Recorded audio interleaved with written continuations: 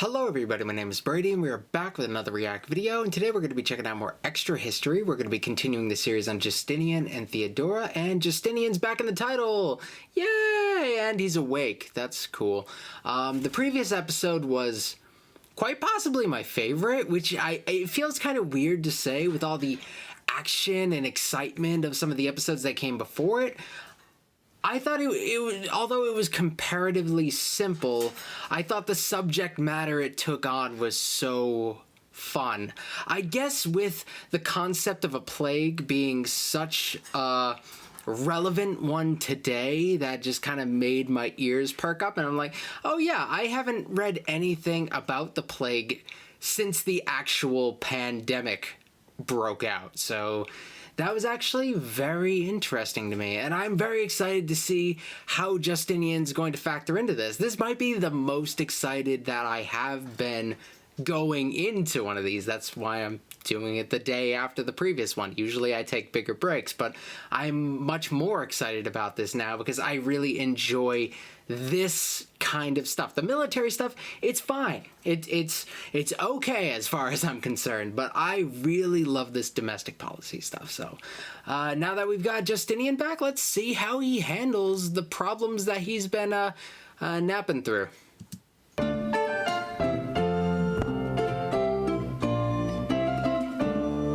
Thanks to Theodora, the vulnerable Justinian hadn't been assassinated or supplanted, and he still had an empire to wake up to. But some of his enemies had kept busy during his long sleep. The plague had left a permanent scar on the Byzantine Empire. Nearly a quarter of its citizens lay dead. Crops had failed, trade had ground to a halt, and imperial revenue simply hadn't come in. The short-term consequences of this were apparent to anybody who saw the mass graves, but the long-term effects ran still deeper. In Italy, the Gothic tribes had rebelled. Having felt cheated by Belisarius' betrayal and unhappy with Roman rule, the tribes seized the opportunity to rearm and prepare for war, as plague gripped and weakened the hobbled empire. The signs had been obvious.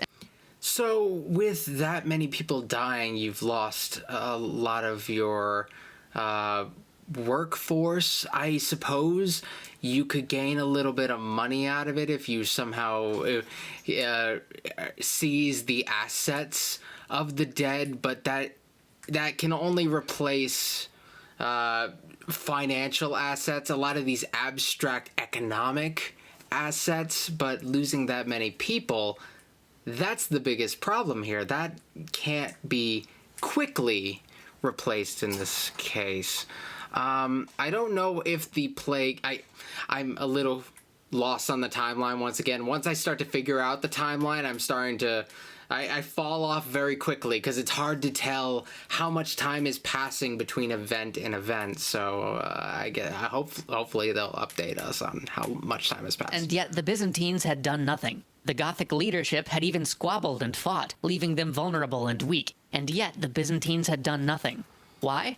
Because they had been even more divided. The attention of imperial court had been entirely on the east, first on the Persians and then on the plague, and so there'd been little direct oversight of Italy. Meanwhile, the question of overall command had never been settled, and so instead, dozens of Byzantine commanders operated quasi-independently across the Italian peninsula. Oh, that's not good. You don't want them to get comfortable doing that. Their differences and come together under a man named Totila, Italy was ripe for the conquest. As the Gothic forces swept south, the towns, which were under-garrisoned and frustrated by high Byzantine taxes, threw open their doors. And when the Romans tried to retaliate, it only ended in disaster. In one famous attempt, the Byzantine forces had actually got someone to betray one of the Ostrogothic strongholds at Verona, and while a force of 100 men snuck inside and threw open the gates, the 11 commanders of the Byzantine army assembled outside bickered about how to split the loot from the town, and so caught up were they in this argument that no one ever actually ordered their army to go through the now open gates. Before the commanders were done infighting, oh no, what a fool! Had seized the gate, and the Roman force trapped inside had to leap over the city wall in an attempt to escape. Shortly after that, a Roman force of 12,000 was scattered by 5,000 men under Totila, and Italy became theirs for the taking. Yeah, when you're at a state where your army is like stagnating and kind of sitting around, I have noticed that there is a tendency for discipline to I guess come apart, or I don't know how, I'm bad with words, but like the discipline that you have under pressure can often be a little bit better than when you kind of are stuck sitting around. Save for a few major cities and a few well-fortified They need urgency, that's what they need. All of Belisarius's hard-won conquests fell to the Gothic forces. Even Naples, with its strong walls, couldn't stand against the Ostrogothic king. Twice the Romans tried to resupply it from Sicily, but twice they failed. Once by having their fleet scattered by the fleet of Totila, and once by nature herself when the wind turned against them. And when Naples, isolated and starving, at last handed over the keys to the city, Justinian knew it was time. He needed to get Belisarius back in the fight.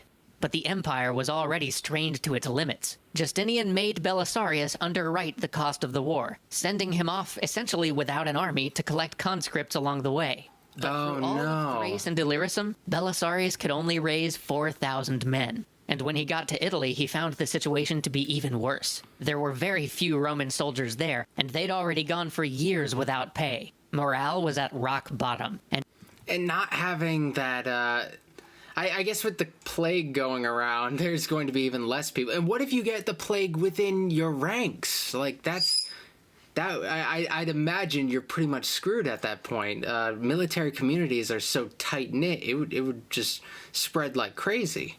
And every day, more of them deserted to go join the Ostrogoths.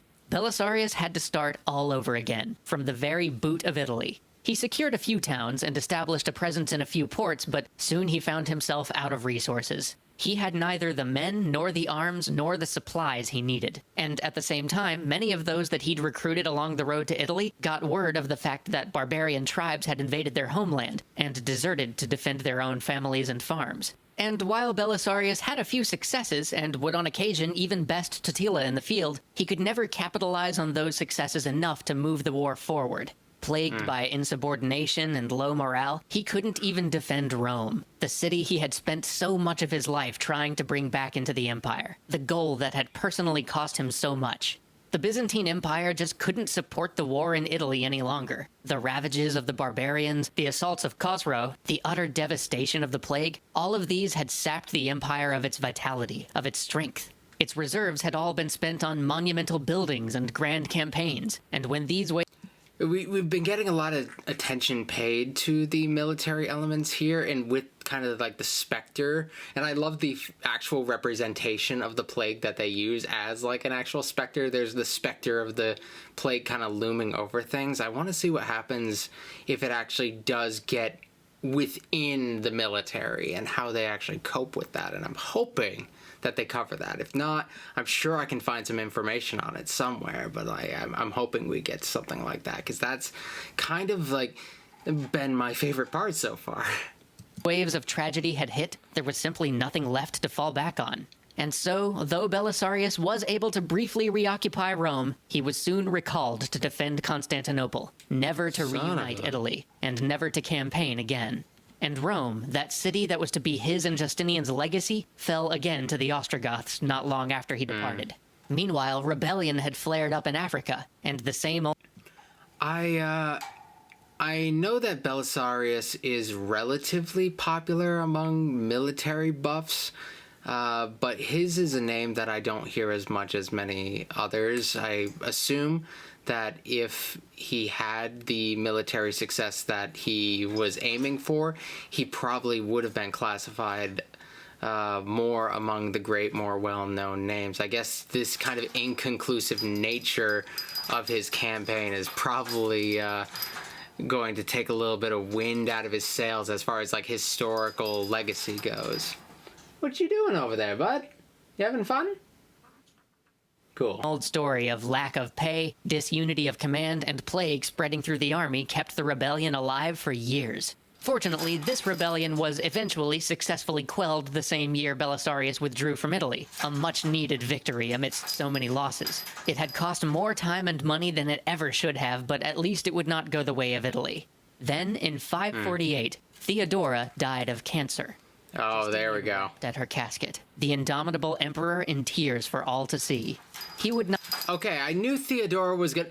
And with that being the end of her, I guess to reflect on her entire role in this series, it's been rather small. When she is mentioned, it is big. I know when, like, Theodora's coming up in any significant capacity, I know something important is going to happen. This isn't just side stuff that they're mentioning. I know there's so much more to her story. This is just one kind of angle to it, and I remember in the class I took on the Middle Ages, she was covered a whole lot, and I'm going to have to refresh myself on some of the other stuff that she's done, because it's kind of a shame that I was about to say gone so soon, but the series is almost over, so I guess it's fair enough or whatever. Not marry again, even though he lacked an heir. He chose to name his nephew-in-law as his successor, rather than betray her memory. But even as she had neared her death, the entire time he never forgot his empire. He has something After there. So many failures and setbacks, messy line of succession. You got to do something. Dejection and let the empire rot, but never Justinian. Say what you will about him, but Justinian never once abandoned what he thought to be his duty. He worked to slowly put the pieces back together with the same tireless spirit he had applied in the glorious days after the Nika revolts, but perhaps without the same joy. He continued the war in Lazica, but prevented the conflict from turning into an all-out war between the... Oh man, he's not taking great joy in the rebuilding of a massive empire, ruling over a ton of people. Are you falling on hard times, Justinian? Byzantines and the Persians. He tried to reorganize the defenses to put up some resistance to the ever-mounting barbarian rage. I know, he began to... I know people in power have feelings too. It's just kind of like, sometimes it's silly to see somebody like having like the world in the palm of their hands, and then like, yeah, I'm just not enjoying ruling over a massive empire anymore. It's just not fun anymore. I don't know. I don't know. It's just kind of a silly combination of things to have together. I understand just because he's like super powerful or whatever doesn't mean he doesn't have feelings. Everybody has feelings, and you gotta humanize them. But also, it kind of highlights a sort of ridiculousness in history that I kind of love. The fact that you can combine those things together. To get the Byzantine economy moving again. And though it was often complained about, he re-established a system of taxation to slowly fill the imperial treasury, and to pay for all the armies he needed to protect an empire assailed on all sides. The lines under his eyes. If the world could be seen on him after I don't think he had those death, before. Though he had perhaps lost some of the fire he once possessed, and no longer found as much joy in his old passions, he did undertake one last great project. A project that had been most dear to Theodora. It would perhaps be the greatest he ever embarked on, and it would perhaps be his greatest failure. One last time, Justinian attempted to heal the split in the church that had plagued his empire. A split that would do more damage to the empire than barbarian raids or Persian kings, one which would last for centuries. If we talk more about this has been foreshadowed a lot. Series, this split is going to keep coming up. Now, when most of us think about splits in Christianity, we usually think about the split between Protestant and Catholic. But this divide was just as bitter and ran just as deep. This was the divide between... Yeah, the Protestant separatists, like that's more the stuff that I would cover. It's kind of interesting seeing, getting into stuff like this, because maybe I'll be able to find some fun parallels. There I go, using the word fun again for things that are probably awful. Between the Monophysites and the Orthodox. It was a problem that Justinian had studied for years. Theodora had been Monophysite. He himself was Orthodox. Their reign was supposed to be a symbol of unity, and yet the divide had persisted. He had many times tried to find solutions, but nothing had ever stuck. But he had one final grand idea.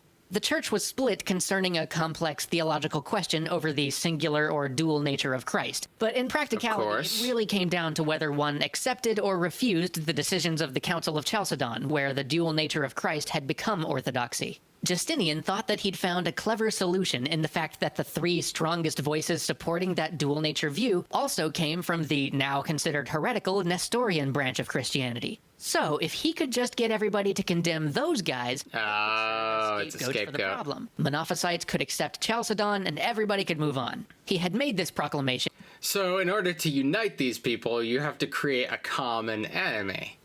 how very cynical, isn't it? And this is always whenever we have moments like this, it makes me question, like, to what degree a lot of the great leaders throughout history, like, bought into their particular religious beliefs.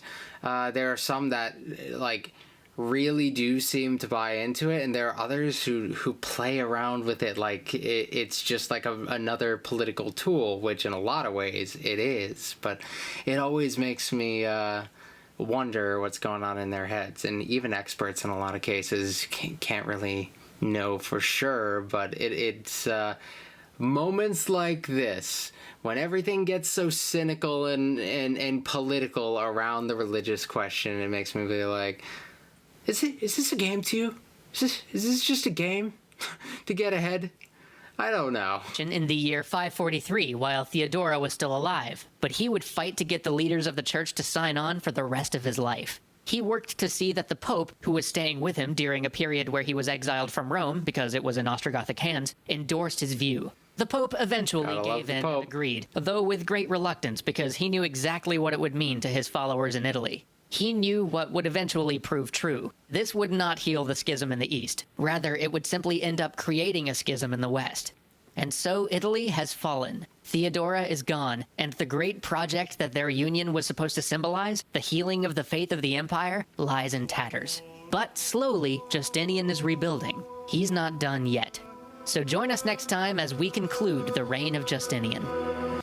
Yeah, this feels odd as far as like a lot of, and I understand why this is one of the longest extra history series, because it is very detailed, and it's kind of in a lot of ways all over the place, and people's reigns are not necessarily going to be one-dimensional. They got to cover all sorts of different issues, be it foreign policy, domestic policy, be it economic, perhaps. Like, there's a million different routes you could have taken with this, and if you do a Justinian series, they could have zeroed in on any one of these subjects, but they don't necessarily have to.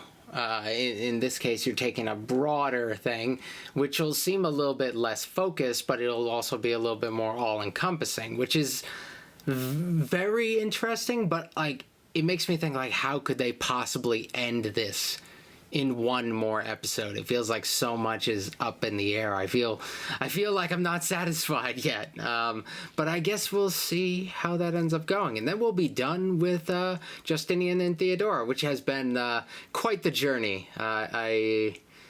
Geez, 12 episodes. It's been so long since I've done a different extra history series. So next time I will let you know which series I'm going to be doing next. It's pretty much already been decided, so we'll go back and check that out. All right, thank you guys for watching, and I will see you tomorrow with another video. All right.